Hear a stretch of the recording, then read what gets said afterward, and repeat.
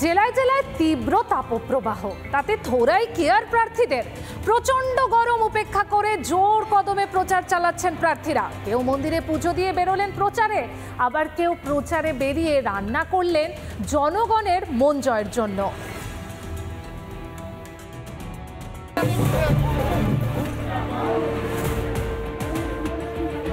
দক্ষিণবঙ্গে চলছে তাপপ্রবাহ, তীব্র গরম।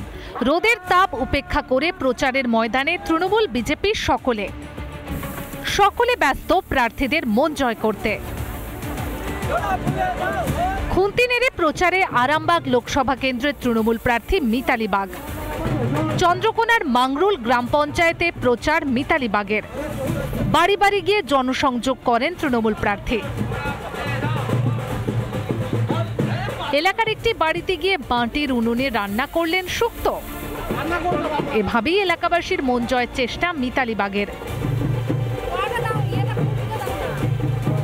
এত গ্রীষ্মের তাপদেহকে উপেক্ষা করে মানুষ পায়ে পায়ে আসছে, মানুষ বাড়ি থেকে বেরিয়ে আশীর্বাদ করছে। টিটাগড় ব্রহ্মস্থানে পণ্ডিত দীনদয়াল উপাধ্যায়ের মূর্তিতে মাল্যদান করে মন্দিরে পুজো দিয়ে ভোট প্রচার শুরু করেন ব্যারাকপুরের বিজেপি প্রার্থী অর্জুন সিং। বউবাজার, স্টেশন বাজার, বিটি রোডে ঘুরে ঘুরে প্রচার করলেন অর্জুন সিং। প্রচারে ভালো সাড়া মিলছে বলে জানান বিজেপি প্রার্থী। বিজেপি ক্ষমতায় এলে মেট্রো রেল ব্যারাকপুর ছাড়িয়ে কল্যাণী পর্যন্ত যাবে বলে জানান অর্জুন সিং। ভোটারের চোখটা খুব ভালো, চোখ দেখেই মনে হচ্ছে আশীর্বাদ পাচ্ছি। আশা করি যেটা ভেবেছিলাম তার থেকে অনেক বেশি ভোটে আমরা জিতব। ঝাড়গ্রামের বিনপুর থানা এলাকায় সাংগঠনিক বৈঠক ও জনসংযোগ সারলেন বিজেপি প্রার্থী প্রণোদ টুডু। সাধারণ মানুষের কাছে তাকে ভোট দেওয়ার আবেদন করেন তিনি।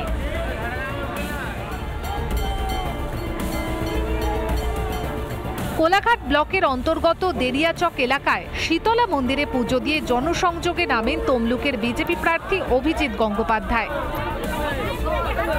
প্রচারের মাঝে আলাপ সারেন স্থানীয় দলীয় কর্মী সমর্থকদের সঙ্গেও। ব্যাপক সাড়া পাচ্ছি।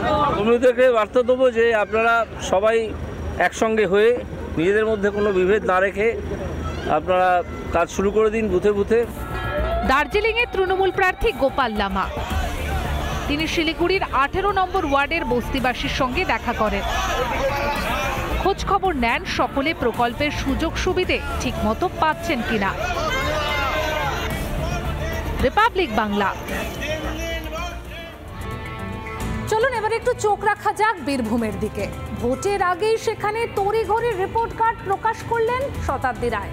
সংসদ তহবিলের টাকার খরচের হিসেব দিলেন বীরভূমের তৃণমূল প্রার্থী। জনগণের চাপেই রিপোর্ট কার্ড।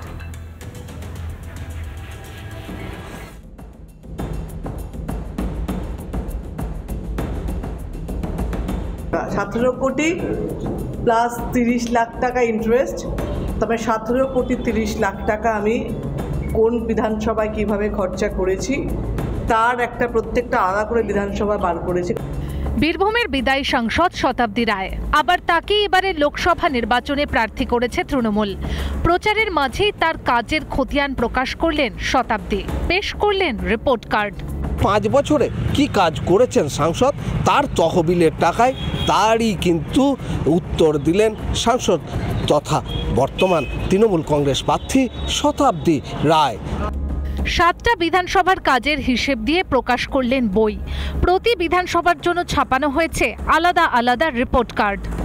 বই ছাপানোর কারণ হচ্ছে জানতে পারবে কোথায় কি হয়েছে এবং জোর দিয়ে বলা যাবে যে হ্যাঁ আমি পুরো টাকা খরচা করেছি। তৃতীয়ত হচ্ছে আমি প্রত্যেকবারই টাকা খরচা করেছি, কোনোবারই ক্যারি ফরওয়ার্ড হয়ে আমার পরের বারে টাকা আসেনি। তবু বারে বারে ক্ষোভের মুখে শতাব্দী রায়। প্রচারে বেরিয়ে শুনতে হচ্ছে নানা অভিযোগ। কেউ বলছেন রাস্তা তৈরি হয়নি, তো কেউ বলছেন গ্রামে পানীয় জলের সমস্যা।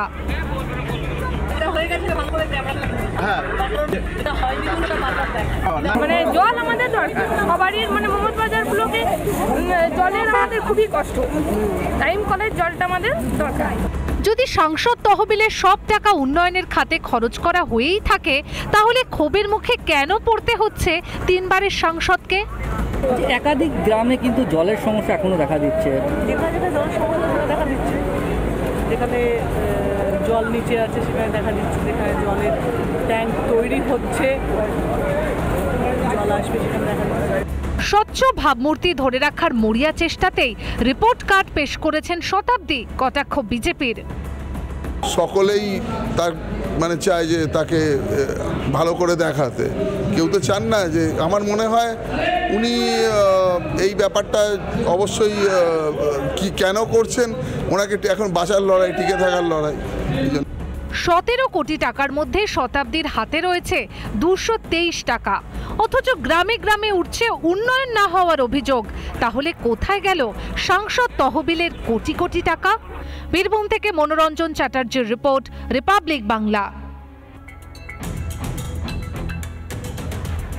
চলুন এবার একটু আরামবাগের দিকে নজর রাখি। গ্রাহকদের টাকা সেখানে আত্মসাতের অভিযোগ উঠছে স্বয়ং পোস্টমাস্টারের বিরুদ্ধে। ফিক্সড ডিপোজিটের টাকা হাতানোর অভিযোগ পোস্টমাস্টারকে তার ঘরে বন্ধ করে বিক্ষোভ গ্রাহকদের। পরে পুলিশ এবং খানাকুলের বিধায়কের হস্তক্ষেপে পরিস্থিতি নিয়ন্ত্রণে আসে।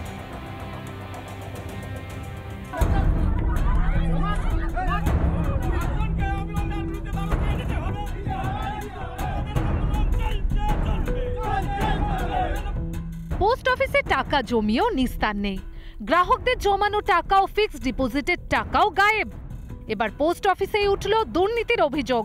পোস্ট অফিসে রাখা টাকা আত্মসাতের অভিযোগ পোস্টমাস্টারের বিরুদ্ধেই।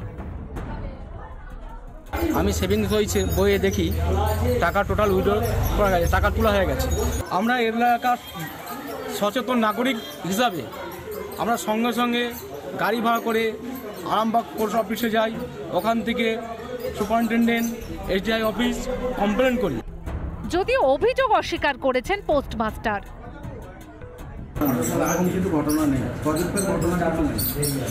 ওরা কিন্তু অভিযোগ করছে এই নিয়ে, কিন্তু হায়ার অথরিটিকে ওরা জানিয়েছে এরকম বলছে। হায়ার অথরিটি এসেছেন এখানে, ওনারা ব্যাপারটা দেখছেন, ওনারা খতিয়ে দেখছেন, যদি বেরোয়। ঘটনায় উত্তেজনা ছড়ায় খানাকুলের মারোখানা এলাকায়। শুক্রবার অভিযুক্ত পোস্টমাস্টারকে তার অফিসে আটকে রেখে রাস্তা অবরোধ করেন উপভোক্তারা। প্রশাসনিক পদক্ষেপ নেওয়ার কথা ছিল, থানা থেকে পুলিশ আসার কথা ছিল এবং চুচুড়া থেকে অফিসাররা, পোস্ট অফিসের অফিসাররা আসার কথা ছিল, কেউ আসেনি। তার জন্য আমরা পথ অবরোধ করছি, সাধারণ মানুষের টাকা ফেঁসে আছে। খবর পেয়ে ঘটনাস্থলে যায় পুলিশ এবং খানাকুলের বিধায়ক সুশান্ত ঘোষ। তারা কথা বলেন বিক্ষোভকারীদের সঙ্গে। অ্যাকাউন্ট শো করছে যে টাকা তুলে নেওয়া হয়েছে, 20,000 টাকা করে টাকা তুলে নেওয়া হয়েছে ধাপে ধাপে, কিন্তু তার অনুমতি ছাড়াই, তার সিগনেচার ছাড়াই অথচ টাকা তুলে নেওয়া হয়েছে। কীভাবে? আমরা অবিলম্বে তদন্ত দাবি করছি। আমি এসডিপিও সাহেবের সাথে কথা বলেছি, ওসি সাহেবের সাথে কথা বলেছি, ইমিডিয়েট প্রয়োজনীয় পদক্ষেপ নেওয়ার জন্য আমরা বলেছি। পুলিশ এবং বিধায়ক ব্যবস্থা গ্রহণের আশ্বাস দিলে বিক্ষোভকারীরা অবরোধ তোলেন এবং পোস্টমাস্টারকে ছেড়ে দেওয়া হয়। আরামবাগ থেকে সৌরভ রায়ের রিপোর্ট, রিপাবলিক বাংলা।